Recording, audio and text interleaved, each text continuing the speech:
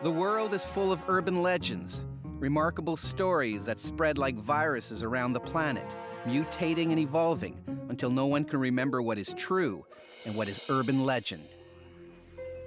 In this episode, called 3 Degrees of Separation, you'll see 3 stories all linked by a gruesome theme: dismemberment.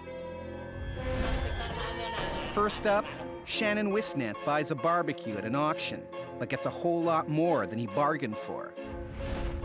Then, lovebirds Jeff and Ashley fall into the clutches of a mob of drunken jocks. And finally, farmer John Thompson relies on his faithful canine friend Tuffy to lend him a life-saving hand.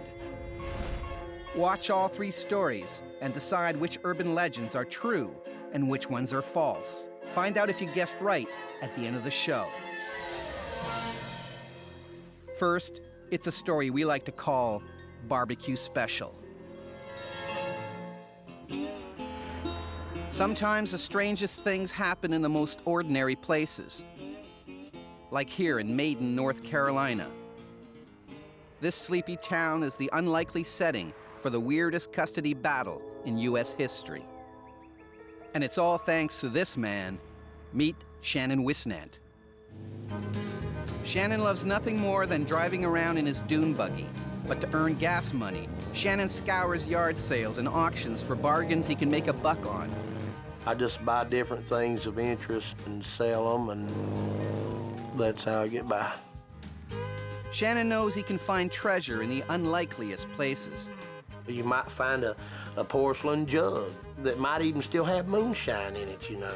And the jug alone might be worth $25,000, and the moonshine inside, priceless.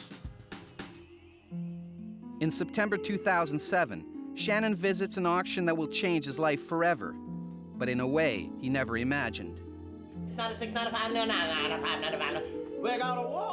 One lot in particular catches Shannon's eye. 20 over here. I bid it on it, and I ended up buying it. Go!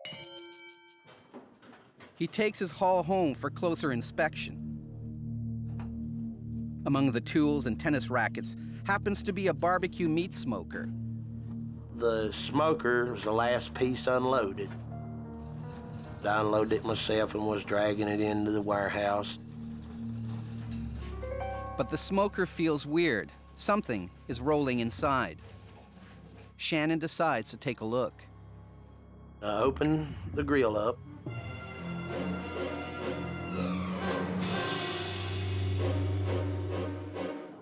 Pulled this piece out. It was kind of heavy, but shaped like driftwood, and I didn't have no clue what it might have been and all. And I cut a zip tie off of it and commenced unwrapping layer upon layer to see what was inside. I got it unwrapped good, and I seen what it was. And it was a foot. Got 5 toes, 5 toenails, flesh, meat, and bone. The toes were crinkled up and tight on it, and it reeked. If you open a bag of pork rinds up real good and fresh and just bury your head in it, that's about what it smelled like, except it a lot stronger. And I do not eat pork rinds no more. I decided right then I was going to call the police. They ought to be involved, you know. The police take the rogue limb into custody and learn from the auctioneers who it belonged to before it was sold off. They track down the original biological owner in Greenville, South Carolina. Meet John Wood. I got a phone call from the Maiden Police Department that they had my leg.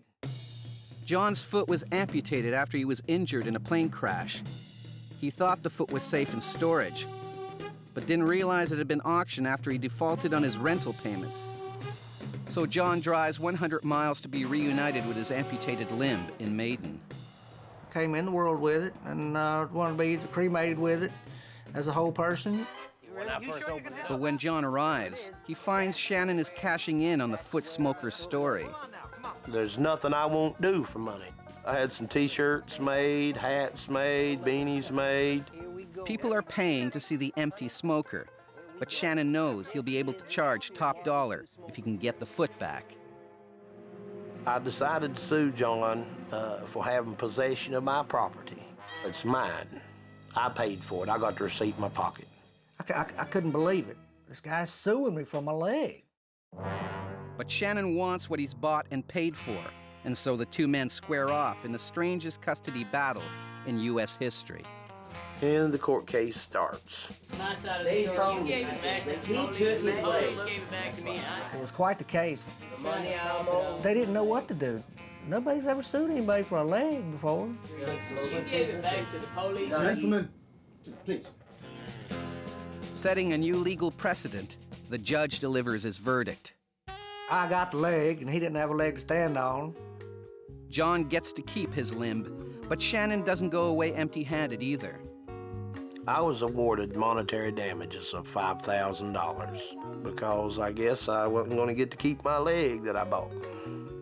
It's not the result Shannon wanted. I still think I got the short end of the stick when you don't get something that you pay for. So is this story the truth, the whole truth, and nothing but the truth? Or are we just pulling your leg? Mini-myth number 765, severance pay. CEO Daryl Stevenson thinks his employees spend too much time yakking on the job. He warns his staff that the next time he catches people idly talking, he'll hand them one of these $2,000 checks as severance pay. So, when Stevenson catches his VP of Human Resources casually joking with another worker, he promptly hands the man one of the checks and fires him on the spot. Stevenson then lays into the VP. Interrupting his boss, the VP explains that the guy he's just fired was actually a job applicant, now $2,000 richer. So, did the CEO really fire somebody who didn't work for him and hand them a payoff check? Is this story true or false? It's false. We'd all like to see this one happen, but this myth has been around since the 1920s and often features brand-name CEOs. On Urban Legends, we show you 3 stories. You have to decide which ones really happened and which ones are merely legends. So far, you've seen the tale of Shannon Wisnett, who found a human foot in a meat smoker and then sued the limb's biological owner for custody. But is it fact or fantasy? Find out at the end of the show. Now it's time for our next story. It's called Movie Mayhem. The industrial city of Hamilton, Ontario is a place where men are men. They make steel and drive pickup trucks. It's a place where people who drive small cars stick out like sore thumbs. Meet medical student Jeff Crawley and his girlfriend, Ashley Enright. I met Ashley at a New Year's party, I think 3.5 years ago. And we've been inseparable ever since. This happy couple love nothing more than to settle down together in front of a good film. But for them, one trip to the movies would turn into a real horror flick. In June 2005, Jeff decides to take Ashley on a special date for their first anniversary. I'd always seen this old drive-in movie theater. I thought it'd be cool if I took her there and we watched one of our favorite movies together. And it was really romantic because it was just the two of us. The drive-in hasn't played a movie in years, but Jeff has brought the movie to the drive-in. I brought the DVD player, she laughed, she thought it was so great. And he brought my favorite movie, which was really cool. And then I said, just one more thing. I brought a box of popcorn. She loves popcorn. It's shaping up to be the perfect date. We started watching the movie and things got a little more romantic, I guess. But the lovebirds' special evening is about to take a turn for the worse. We saw these bright headlights turn into the drive-in. First I thought nothing of it. I thought maybe people were turning around, making a U-turn, they were lost. There was about 6 or 7 guys in a pickup truck. They were really drunk, rowdy. You can tell they've been drinking. By the time I thought that we should leave, it was too late. They blocked us. That's when things started to get a little scary. So they started shaking the car, and so I was screaming at Jeff, can we just leave? Then they started lifting the car up, which was terrifying. Felt like my heart was in my throat. Jeff finally decides to get the jocks off the car. So I started, revving up the gas and make them scared or something. They dropped the car, and we sped off.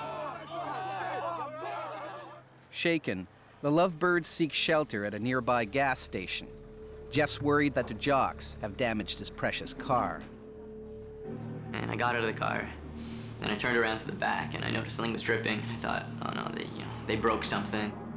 As I got closer, I realized it wasn't oil or gas or anything. It was red, and that's when I realized it was blood. The sight that greets Jeff is straight out of a horror movie. 4 fingers were hanging off the back of my bumper, just hanging there, and they were dripping blood. While the jocks were lifting Jeff's car, the ringleader got his hand caught in the bumper. So when the car hit the ground at full throttle, his fingers were torn clean off. Back at the gas station, Jeff puts the jock's severed fingers on ice. I said, you know what, let's take them to the hospital. But before they can set off for the hospital, on-call Jeff gets a message from his employer. It said, get to work immediately. After dropping Ashley at home, Jeff heads to the local hospital to hand over the fingers. Now Jeff can finally get to work. He's a surgical intern at the very same hospital. So I walked over thinking what could possibly have gone wrong that they had to call me in. Jeff's demanding surgeon mentor has given him an urgent case to treat.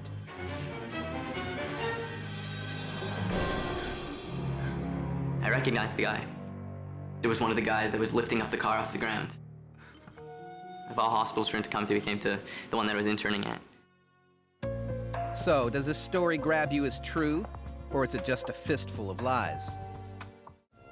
Mini-myth number 441, Moscow Wire. In 1972, several Canadian diplomats check into a Moscow hotel. They search their room for wiretaps and discover a suspicious lump hidden under a rug. The lump is attached to the floor, but by cutting a bunch of wires, the diplomats remove it and throw it out of the window, thinking they've successfully debugged their room. Suddenly, there's an angry knock at the door. It's hotel security, who tells the diplomats that removing the so-called bug actually caused an antique chandelier to crash down into the ballroom below. So, did the chandelier really perform a Sputnik splashdown?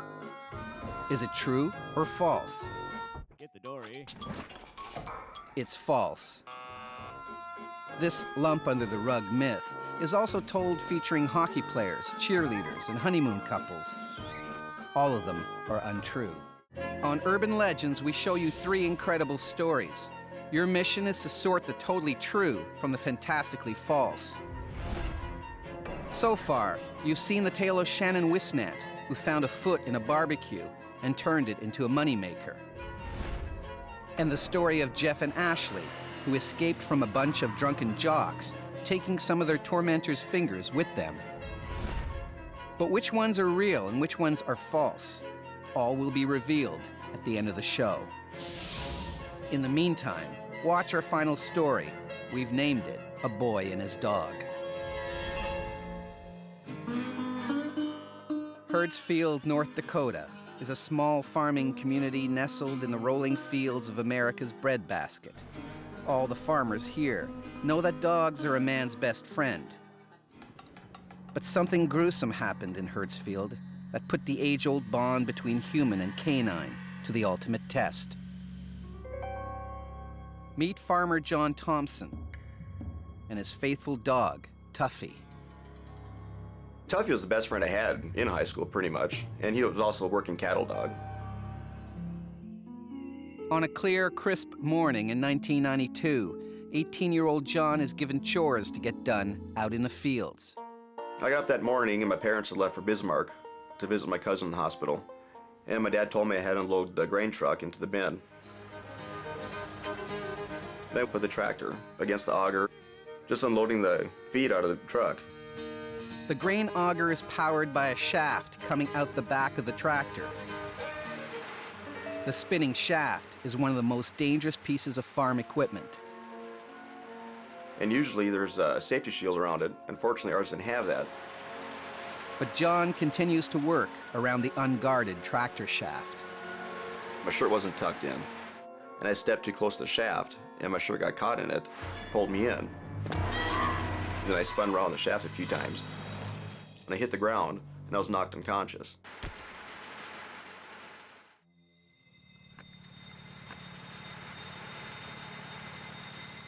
I finally came to because my dog Tuffy was licking my face, trying to wake me up.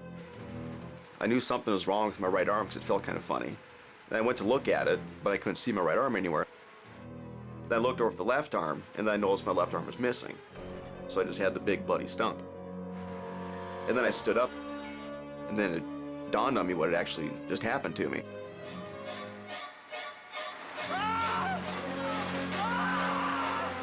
Both of John's arms have been ripped right off. I figured I got to go to the house and get some help. His house and the nearest telephone are 300 long feet away.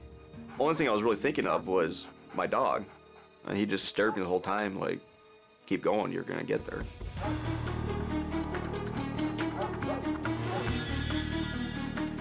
If Tuffy wouldn't have been there, I would never got to the house. But John's problems have only just begun. The house is all closed up. We had sliding doors and tried to open that. Pushing with his chest doesn't open the door, so John tries the unthinkable.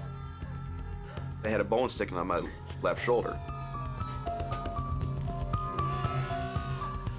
His painful plan doesn't work. So then I went to the garage, but the main door had a doorknob on it, and I didn't have the hands to turn it. So I just dropped to my knees and bit it with my mouth and turned it with my head to get in. Meanwhile, Tuffy follows his nose back to the accident scene. There's blood, bone, and tissue everywhere, a tempting sight for a hungry working dog. Back at the farmhouse, John finally reaches the salvation of the home phone. But the rotary dial is worthless to someone with no fingers. He heads for the phone in his father's office. Now John has to work out how he's going to actually dial the phone. And I tried dialing with my nose numerous times. It just wasn't working very well, so I grabbed a pencil with my teeth. And then I called my cousin. And it never once dawned on me to call the ambulance myself. And then she called the ambulance. When the ambulance reaches the farm, paramedic Rick Flatten is given a gruesome task, finding John's arms. The one arm was laying right underneath the power takeoff shaft. But my second arm, he couldn't find it anywhere. And then my dog started barking at him. My dog was standing over my other arm. Fearing the dog has been chowing down on John's dismembered arm, Rick approaches Tuffy. As he gets closer, Rick sees the truth. Tuffy has been guarding his master's missing limb, preventing any other animal from eating it. Rick heads back to the farmhouse with both arms and is just in time to load John into the ambulance. Later, John's arms were successfully reattached, and it's all thanks to his loyal canine friend, Tuffy.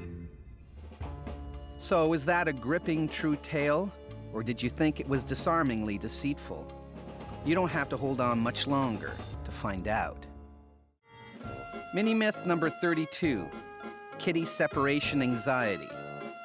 Florida resident Kelly Levy is frantic. Her 10-month-old kitten is missing. She turns her house upside down trying to find it, even calling her father to help rip out tiles to get at a small crawl space. But there's no sign of the creature. Her missing kitten story hits the airwaves, and local news programs are calling her. A few days later, she answers the phone on her way out the door. It's a man calling from Fort Worth, 4 states away. He has her cat. It turns out he picked up a piece of luggage belonging to her husband back at the airport in Texas. And when he opened it, the kitten popped out. Is this feline fiasco for real? Or is it a tall tale? It's true. The cat traveled 1,300 miles back to its owner on an $80 plane ticket. It's time to reveal the truth about our three incredible stories.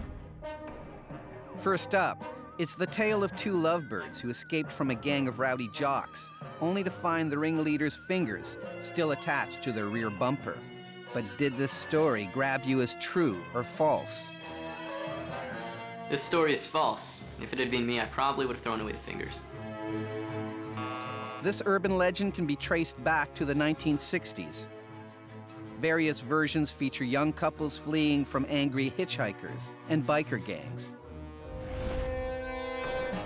If you got that one wrong, perhaps you got a better feel for the story of Shannon Wisnett, the man who found an amputated leg in a secondhand barbecue. But did you buy it? I'm Shannon Wisnett. I am the foot man. I am the man what bought a smoker with an amputated foot in it. This story is absolutely true. How could you make this up? Although he no longer has the real limb, Shannon Wisnett is still known as the Footman. Which leaves the story of farmer John Thompson, who had his arms ripped off by farm equipment, only for his trusty dog Tuffy to stand guard over them until help arrived. But is it fact or fiction? My name is John Thompson, and this is a true story. This story of canine devotion is amazingly true. The spinning shaft tore off John's arms and threw one of them 80 feet away. But Tuffy protected the arms so well, doctors were able to reattach them both. That's the end of our episode, called 3 Degrees of Separation. Were you able to split the tellingly true from the fictitiously false? Don't worry if you couldn't. You'll get another chance to separate fact from fiction in the next installment of Urban Legends.